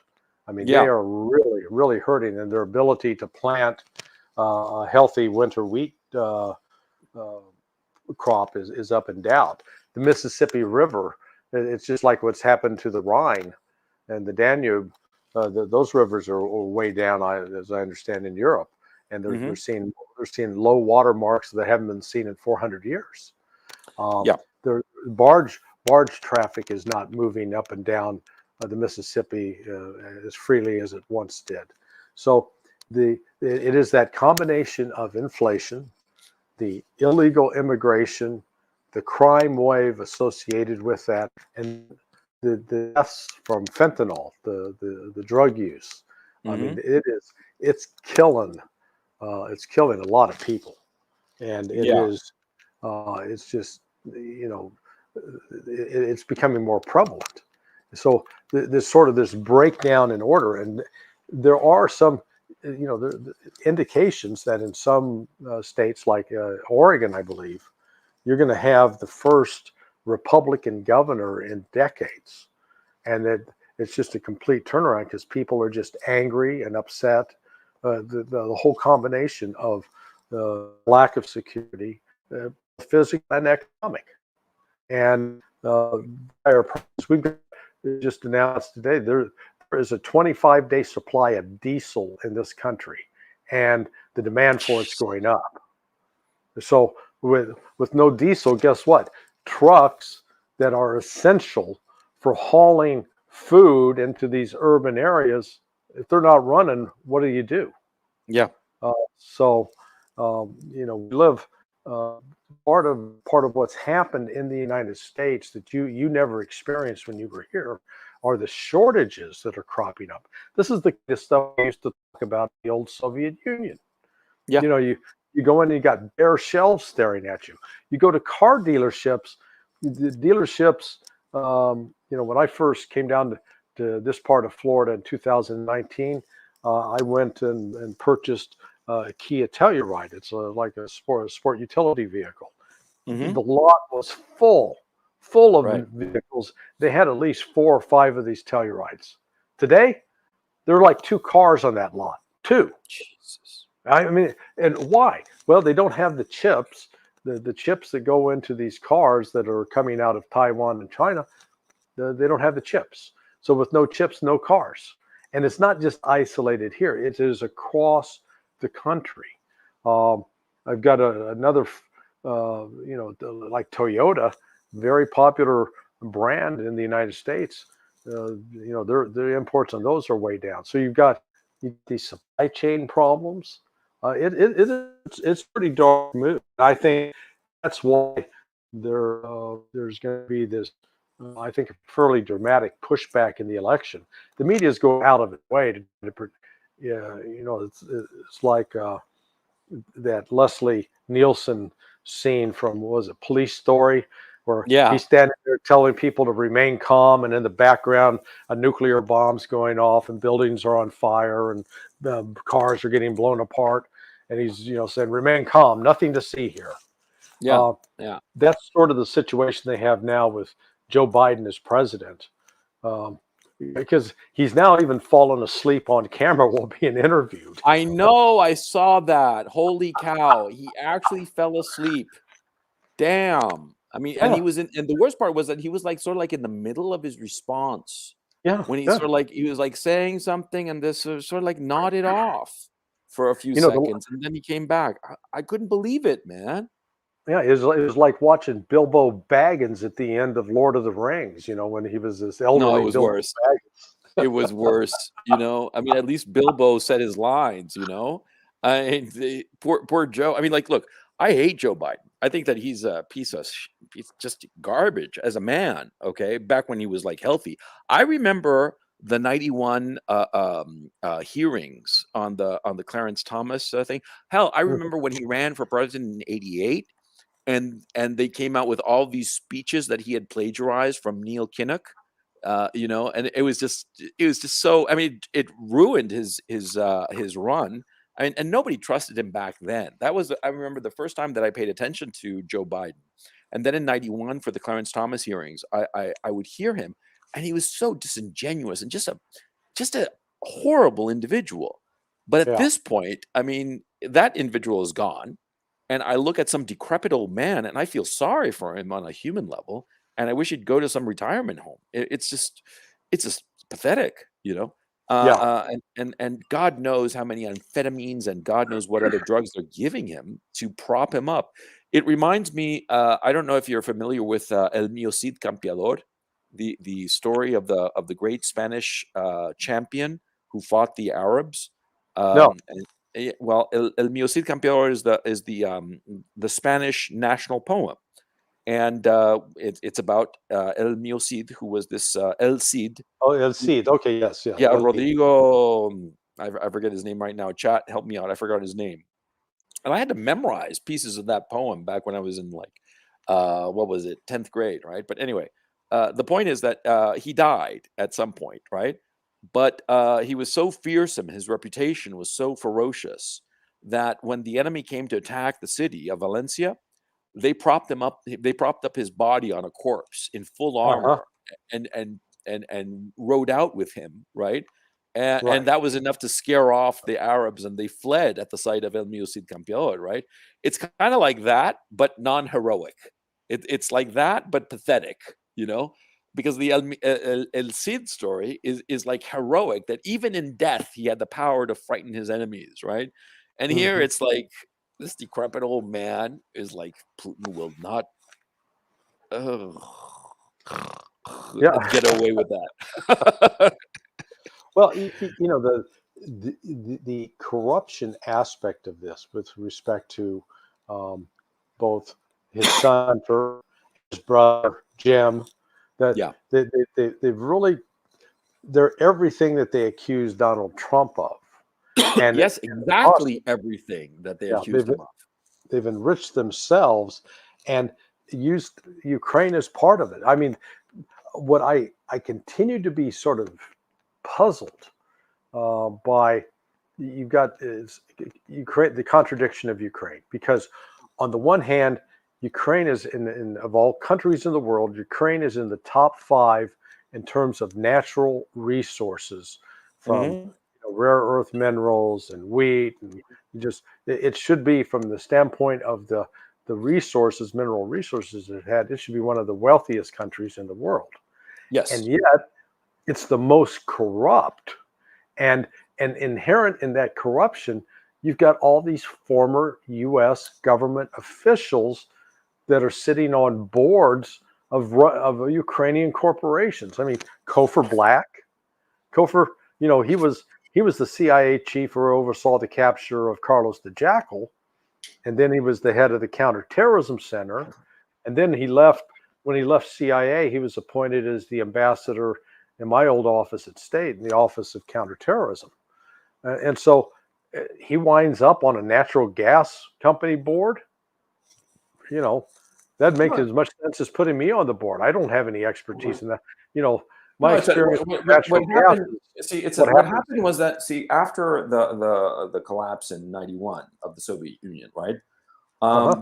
The whole country of Ukraine was divvied up by oligarchs, and they themselves were the ones who financed and created these paramilitary units. When you look at all of these units, Azov, Right Sector, all the rest of them, you trace their lineage, and they all go back to oligarchs. They were basically the private armies of these oligarchs. And what happened was that Ukraine never had their Putin, because Yeah. Putin put the muzzle on the oligarchs in Russia and prevented them from having their own private armies. And in that famous meeting at the very start of his regime, Putin met with all the oligarchs and said, "Look, so long as you don't get messed up involved in the government or intelligence, or try to compete with the state, we'll be fine. Just make your money. That's fine. Just don't get into politics, and don't compete with the state." And the few oligarchs who did, like, what was the name of that famous oligarch who was always in the news? Khodorkovsky, Yeah, Miguel which one? Michael Khodorkovsky, is it?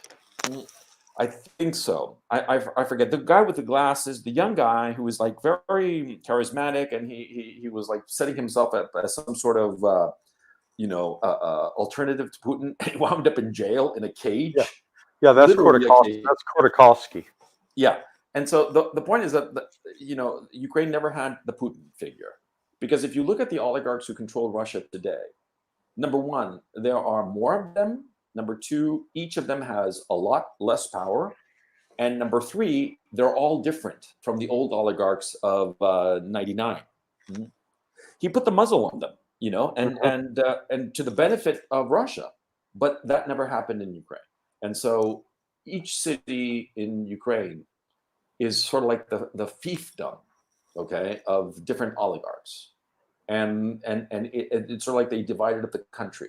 And the thing is, see, that kind of corruption, of oligarchic corruption, it's not that you're seeing it in Ukraine. It's that you're seeing it in the States. And what's interesting is that what the Americans want to do, and I think that this is how the Russians view the situation, is that the Americans, and they say so, they want to break up Russia into smaller countries, and basically let the oligarchs run it.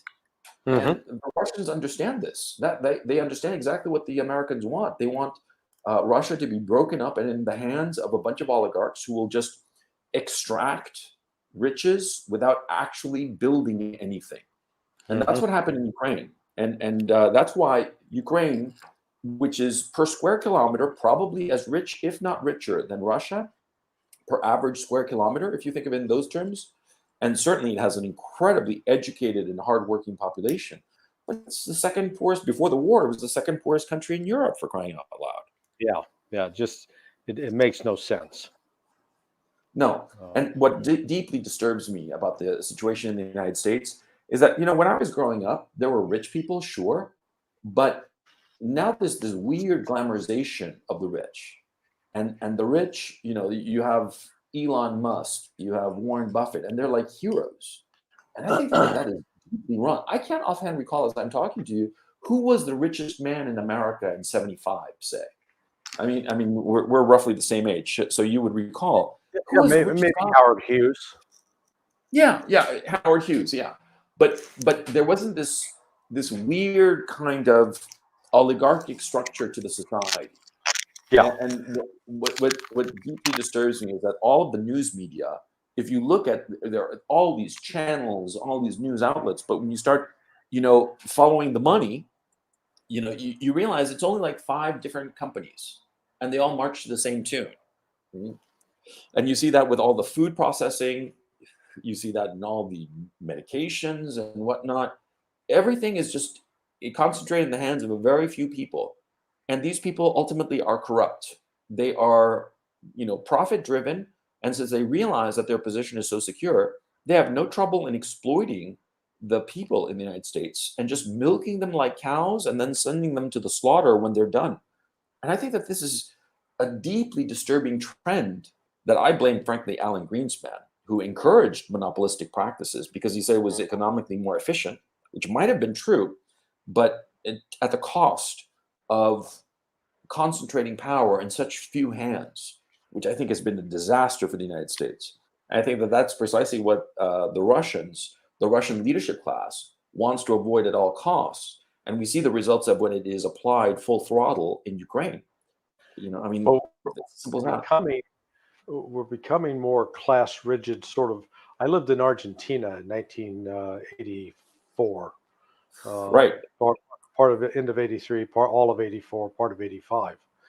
And frankly, what I'm seeing now in the United States is reminding me of what Argentina was like back then.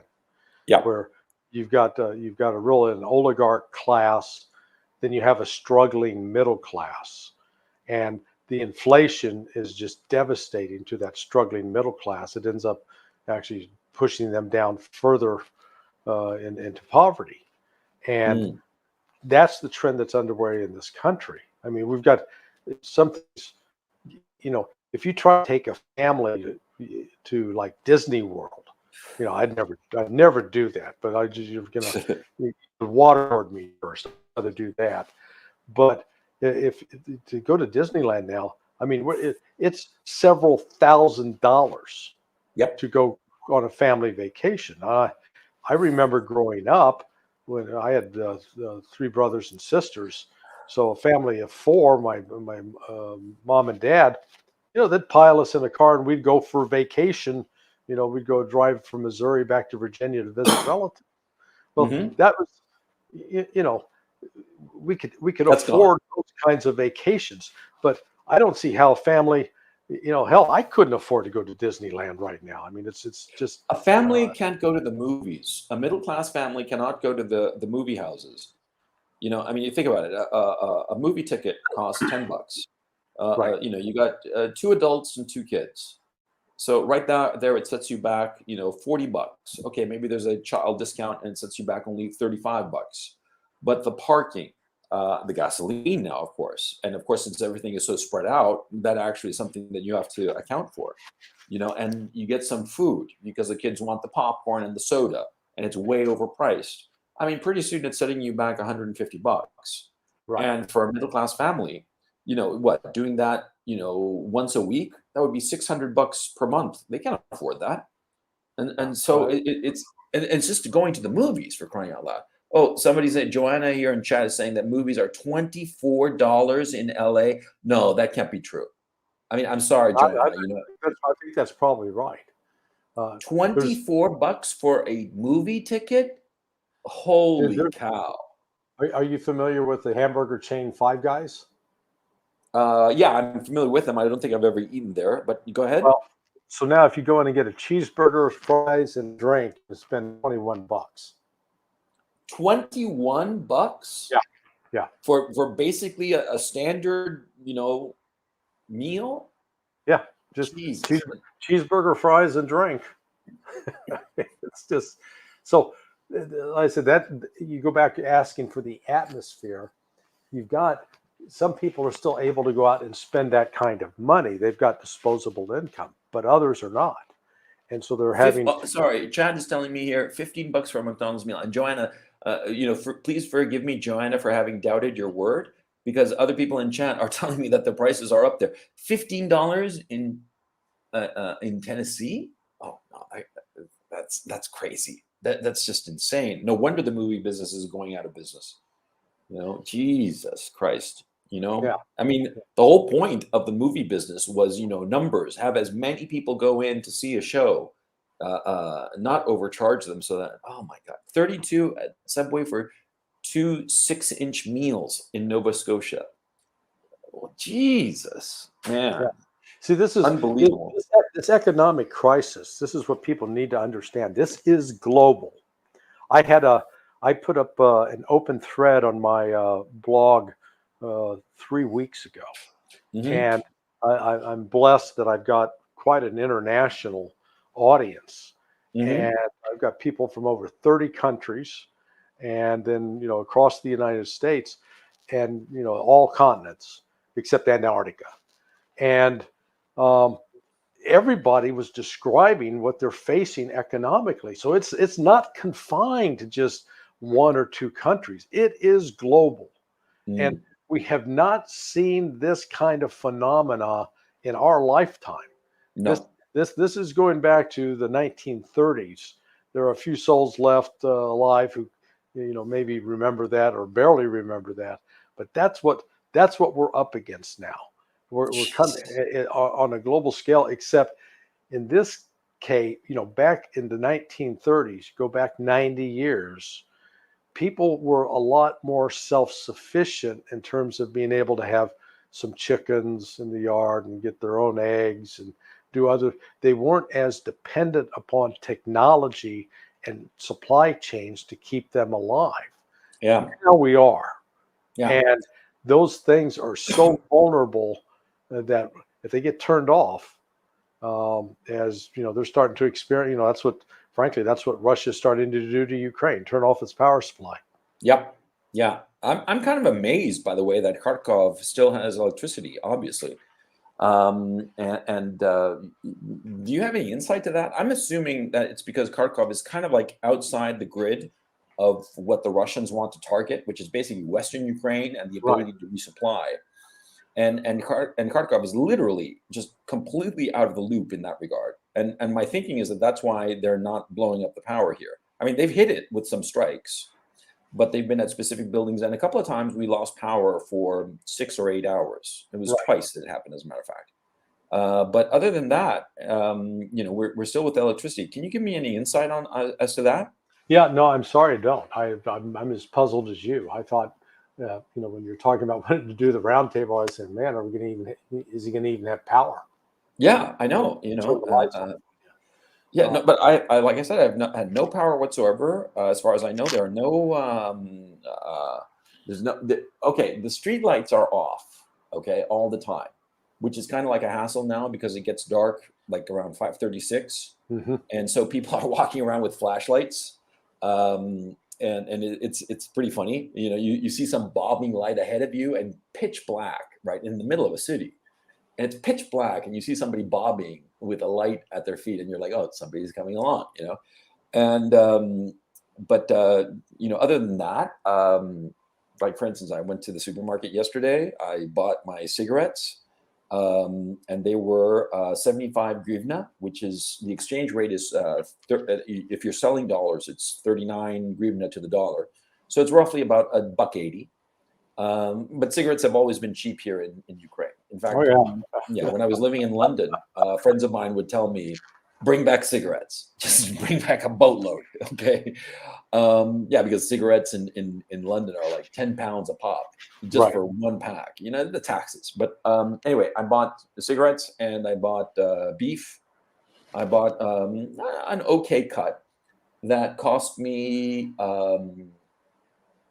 what was it? 250 grivna per kilo. A kilo is 2.2 pounds. 250 grivna is roughly $6 a pound, $6 a kilo, $6.50 a kilo. I don't.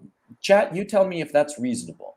$13.66 for a pack of cigarettes in Norway. Ha ha, man. Let me light a cigarette while I laugh.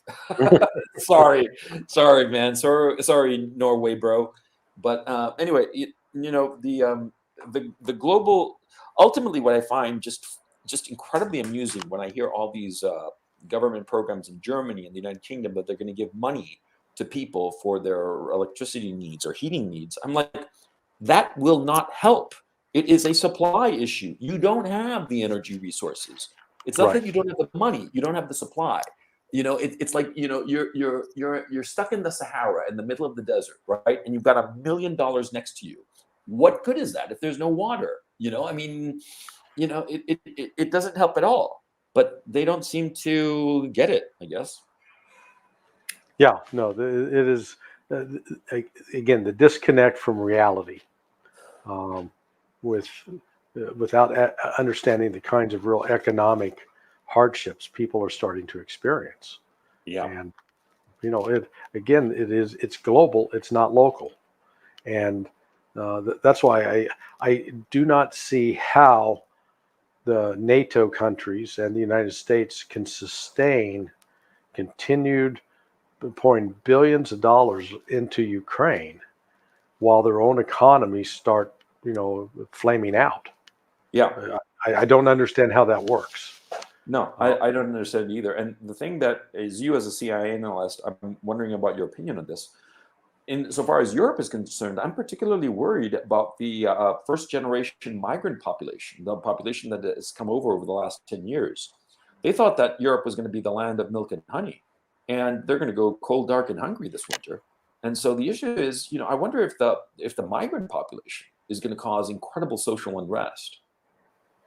Yeah, no, they've, in the past, I know up in Germany, it was always, you had a problem with the Turkish immigrants that went back to, some of them were loyalists to the PKK.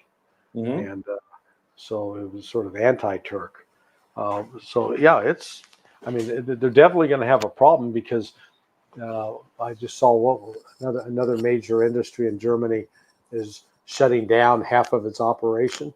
So, this is like the lights are gradually going off across the board. And when people no longer have jobs, and I guess in Germany, there's a fairly significant welfare system that people, if they lost their job, they're going to get paid. So as long as they're getting paid, there's not going to be any immediate panic. But then it gets back to the point you made. If there's, you can have all the money to buy water, but if there's no water, what are you going to buy? Exactly. You can't drink currency. Yeah, exactly. Look, we've been going on for close to 2 hours now, and I think it's time to wind it down. Because the secret to a long life is knowing when it's time to go. And we've had up to about 4,200 concurrent viewers, but it's been rock steady over 4,000 since the very beginning of this show. And of course, it's because of you, Larry. And I want to thank you so much for having come on. Chat, why don't we give a rah to Larry? Why don't you write raw Larry? Let me post it for you. So you all. Oops. Hello. Yeah, I'm here. Are you? Yeah. I messed up. I hit the wrong thing. Okay. Yeah. You're very kind. By the way, were you ever a fan of Mercedes Sosa? Who's Mercedes Sosa? La I Negra. know the name. What? She's a folk singer out of Argentina. She, Oh she yeah, she's yeah, sort of like she's like the Argentine version of Mama Cass. yeah. Only Oh, and by the much way, better look at chat. The chat loves you, Larry. So singer.